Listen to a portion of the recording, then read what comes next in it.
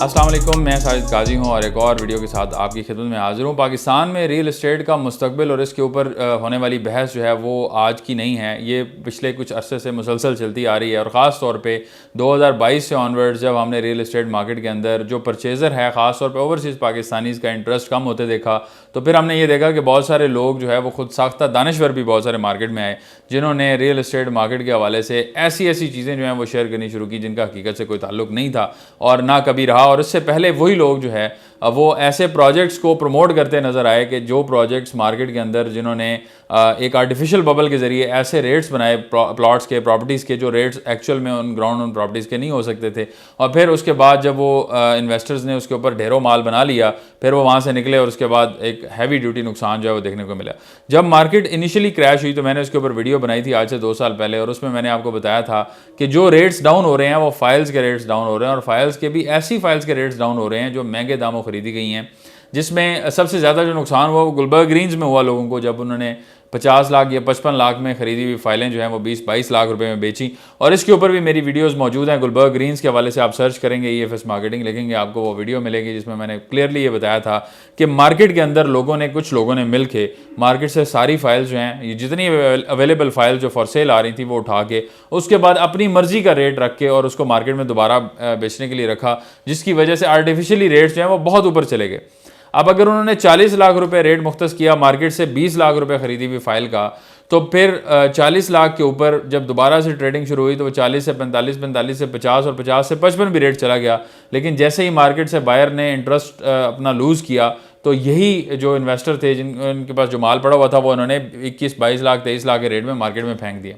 आज उन फाइलों का जो रेट है, आज उन फाइलों की जो हाल है वो आप के सामने है, और वो वापस 18-20 लाख की रेंज में जो है वो चल रही हैं। और इसी तरह से फैसल हिल्स के अंदर वो लोग जो ये कहते हैं कि बी ब्लॉक का रेट कभी भी 48-50 लाख का नहीं गया, तो मैं उनको बताता चलूं कि 15-15 लाख रुपए ओन जो है वो at the time of bookings भी लोगों ने लिया हुआ है, और वो रेट एट 45, 48 या 50 लाख तक भी रेट गया है, और जिसके ऊपर लोगों ने परचेजिंग की हुई है। एग्रीमेंट्स ऐसे मौजूद हैं जो मैं आपके सामने रख सकता हूँ, और फिर वही रेट जो है वो 26-27 लाख, 30 लाख तक भी आए। और उसके बाद अभी दोबारा एक आर्टिफिशियल बबल बनाने की जो है वो कोशिश की गई, जो फिर नाकाम हो गई बिकॉज ऑफ कि मार्केट में अब लोग जो है वो खासे समझदार हो चुके हैं, अब लोग समझ चुके हैं बहुत सारी चीज़ें जो मैं आपके सामने रखता हूँ। इसके ऊपर मुझे जो बैकलैश आता है रियल्टर्स कम्युनिटी की तरफ से, ख़ास तौर पे उन लोगों की तरफ से जो वहाँ उन प्रोजेक्ट्स में एफिलिएटेड होते हैं, तो मैं उनके लिए भी एक चीज़ उनके सामने रखना चाह रहा हूँ कि आप इस चीज़ को बिल्कुल पॉजिटिव क्रिटिसिज्म के तौर पे लें, क्योंकि मेरा मकसद जो है वो ये है कि आप जब भी कोई चीज़ किसी को बेचें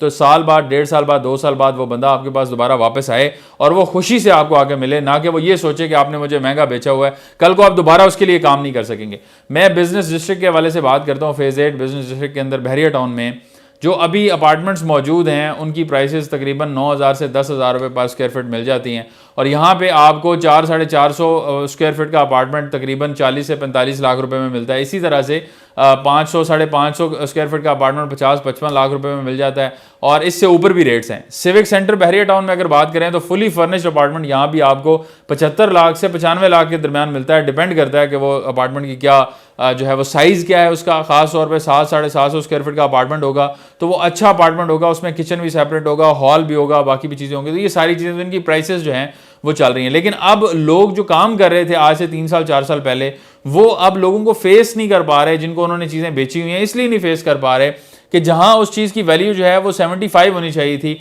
वहां वो चीज़ 90 लाख में बिकी हुई है। तो जब मार्केट में अब बायर दोबारा आता है और वो 4 लोगों से पूछता है, उसे पता चलता है कि उस वक्त अगर आपने खरीदा था तो उस टाइम तो ये रेट चल रहा था, या आपको जो है वो 15 लाख या 10 लाख। और ख़ास तौर पे जब दोबारा आप किसी के पास जाते हैं तो बताने वाला मिसालें लगा के भी बताता है। तो इस वजह से जिसने बेचा होता है वो थोड़ा सा उस प्रॉब्लम का शिकार हो जाता है, और वो फिर फेस नहीं कर पा रहा होता,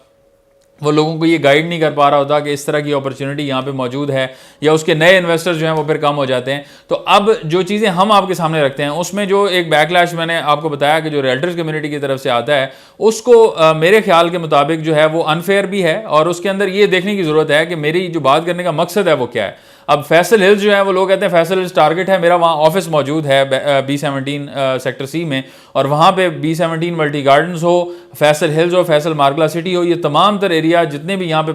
वो मौजूद हैं, प्रोजेक्ट्स मौजूद हैं, उनके अंदर हम काम करते हैं। हमारी टीम उसके अंदर बड़ा एफिशिएंटली काम करती है और सर्विसेज हम प्रोवाइड करते हैं, और हमारी कोशिश होती है कि बेहतर से बेहतर डील आपको वहाँ पे प्रोवाइड की जाए। इसी तरह से बहरिया टाउन के अंदर या बहरिया टाउन फेज़ 4 में हमारा भी ऑफिस मौजूद है, बहरिया टाउन फेज़ 8 में, इसी तरह से DHA में, मुख्तलिफ प्रोजेक्ट्स के अंदर वो तमाम तरह इन्फॉर्मेशन हम आपके सामने ला कर रखते हैं। लेकिन एक्चुअल इन्फॉर्मेशन आपके सामने रखते हैं तो आपको ये आइडिया होता है कि अगर आप उस एक्चुअल इन्फॉर्मेशन की बुनियाद पे कोई इन्वेस्टमेंट करने जाते हैं या किसी तरह की जो है अपना जो ज़हन साजी है वो करते हैं, तो आपको कभी भी फ्यूचर में नुकसान का सामना नहीं करना पड़ेगा। खास तौर पे फिजिकल एसेट्स अगर आपके पास होंगे तो उसके अंदर आपको प्रॉब्लम कभी भी सामना उसका नहीं करना पड़ेगा। और फाइल्स के अंदर जो है वो हमेशा वो रिस्की एक एलिमेंट होता है। फाइल्स के अंदर जो बेनिफिट है ना सबसे बड़ा, वो एक आप अपने जहन में एक चीज़ बिठा लें कि वो बेनिफिट आपको ये है कि आप इंस्टॉलमेंट प्लान के ऊपर एक चीज़ खरीद रहे हैं, डाउन द लाइन आप उसकी पेमेंट क्लियर करेंगे और उसके बाद वो पोजेशनेबल प्रॉपर्टी के अंदर कन्वर्ट होगा। अगर आप इंस्टॉलमेंट प्लान अपना कंप्लीट नहीं करते और उसको दरमियान में छोड़ देते हैं तो फिर उसकी वजह से आपको नुकसान उठाना पड़ सकता है। ये ज़हन में रखें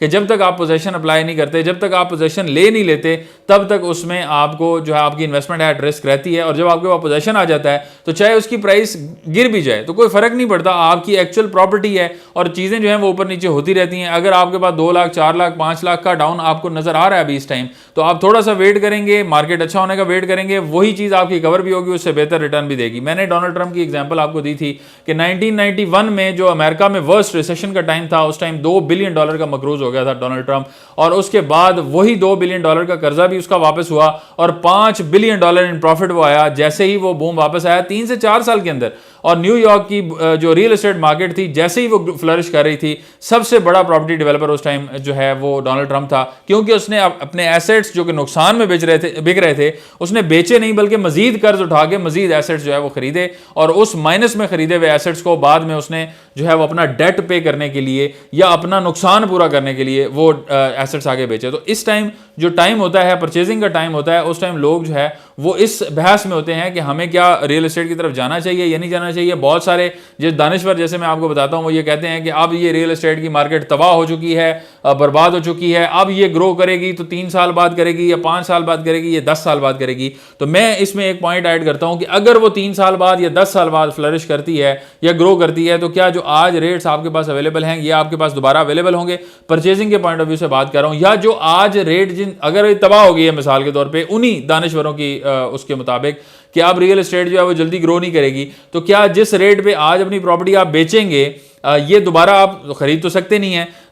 क्या इस पे आपने खरीदी भी आज से 2 साल पहले? मिसाल के तौर पे आपका 60 लाख का अपार्टमेंट है और वो 40 लाख में बिक रहा है, तो आप क्यों बेचेंगे उसे? या आपकी कोई ऐसी प्रॉपर्टी है जो फिजिकली आपकी होल्डिंग में मौजूद है, जैसे प्लॉट है या कोई ऐसी चीज़ है जिसके ऊपर आपको रेंटल इनकम नहीं आ रही और आप उसको बेचना चाह रहे हैं, तो जिस रेट पे आज बेचेंगे आप ये देखें कि आप कम अज़ कम 30% या 40% या इवन 50% तक भी लॉस पे आप बेचेंगे। बहुत सारी ऐसी सोसाइटीज़ हैं जिनमें फाइल्स के ऊपर 70% 80% तक लॉस चल रहा है, तो वो जब आप बेचने जाते हैं और उसको आप रिकवर कर लेते हैं तो आप रिकवर नहीं कर रहे, वो जो 20% या 30% या 40% आप रिकवर कर रहे हैं वो भी आपका खर्च हो जाना है। कोशिश करें कि उसको होल्ड करें और आप उसको रखें। और ये जो चीज़ें हैं ना कि मार्केट ये हो गई वो हो गई फलां हो गई, ये चीज़ें चलती रहेंगी, ये आज भी चल रही हैं, ये आज से 10 साल बाद भी चलती रहेंगी, और इसी तरह से लोग जो है वो अपनी मुख्तलिफ राय आपके सामने रखते रहेंगे। आपने कोशिश करनी है कि अपनी असेसमेंट उस तरह से करनी है जिसमें आपको फ़ायदा हो, जिसमें ये नहीं कि आप बेचने जा रहे हैं तो खरीदार का फ़ायदा हो रहा है, आप खरीदने जा रहे हैं तो बेचने वाले का फ़ायदा हो रहा है। आपका अपना ज़ाती फ़ायदा वहाँ पे है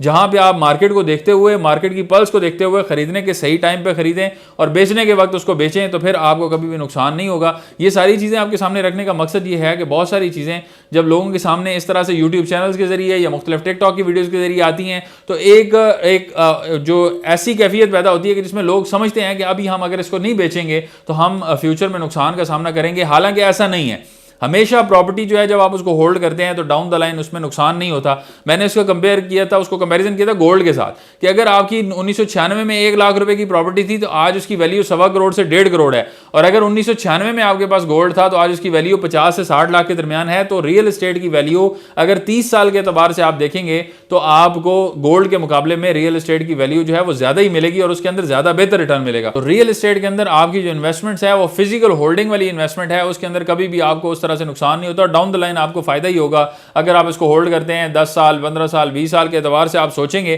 तो कभी भी आपको ये नहीं होगा कि आपको नुकसान होगा। और अगर आप इसको शॉर्ट टर्म में देखेंगे, आज निकालता हूँ कल दोबारा डालता हूँ, आपके जो एक्चुअल पैसे हैं ना आप इधर से निकालेंगे, क्रिप्टो में डालेंगे, उधर से निकालेंगे, गोल्ड में डालेंगे, उधर से निकालेंगे, फिर रियल एस्टेट में डालेंगे, तो आप एक्चुअल अमाउंट अपनी जो है वो इवेंचुअली डाउन द लाइन उसको ज़ाया कर बैठेंगे, बजाय इसके कि आप उससे कोई फायदा ले रहे हो। तो फायदा जो है वो हमेशा होल्डिंग के अंदर होता है। आपकी एक प्रॉपर्टी है, आप उसको कंप्लीट करें, उसका फिजिकल पोजेशन लें, दोबारा प्रॉपर्टी खरीदने की ताकत नहीं है, मत खरीदें। आप अगर फाइलों में इन्वेस्ट करते हैं, 10-10 फाइलें 20-20 फाइलें उठा के रखने का कोई फायदा नहीं होता। ये तो वैसे भी अब जो है वो लोग समझ चुके हैं। हमारे चैनल के ऊपर हमने शुरू से इसके ऊपर आवाज़ उठाई है और लोगों को ये समझाया है कि आप अगर कोई इन्वेस्टमेंट कर रहे हैं और आपके पास कैश में जो है वो अपॉर्चुनिटी मौजूद है तो उसको पे ऑफ करें, 100% फिजिकल पोजेशन उसका लें, और फिजिकल पोजेशन वाली प्रॉपर्टी ही आपको डाउन द लाइन जो है वो फायदा देती है। और इसके अलावा कोई भी ऐसी प्रॉपर्टी नहीं है जो आपको उस तरह से फायदा पहुंचाए। उल्टा इस तरह की अगर आप इन्वेस्टमेंट करते हैं तो उसमें आपको ज़्यादातर केसेस के अंदर नुकसान ही देखने को मिलता है। तो बहुत सारी चीज़ें जो मजीद भी मैं आपके सामने रखना चाह रहा हूँ इस वीडियो के हवाले से, अगर बात करें तो बहुत वीडियो लंबी हो गई है। नेक्स्ट वीडियो में इंशाल्लाह हम बात करेंगे बहुत सारे हाउसिंग प्रोजेक्ट्स के ऊपर जहां पे लोगों को नुकसान का सामना है और आगे फ्यूचर में मजीद नुकसान हो सकता है, और उससे बचने के क्या तदाबीर हैं। तो उसके लिए आप हमारे चैनल को लाजमी सब्सक्राइब करें। आने वाली वीडियो जो है वो अगले 1 से 2 दिन में आपके पास आ जाएगी। हमें अपनी दुआ में याद रखें। मिलते हैं आपसे नेक्स्ट वीडियो में, तब तक के लिए अल्लाह हाफ़िज़।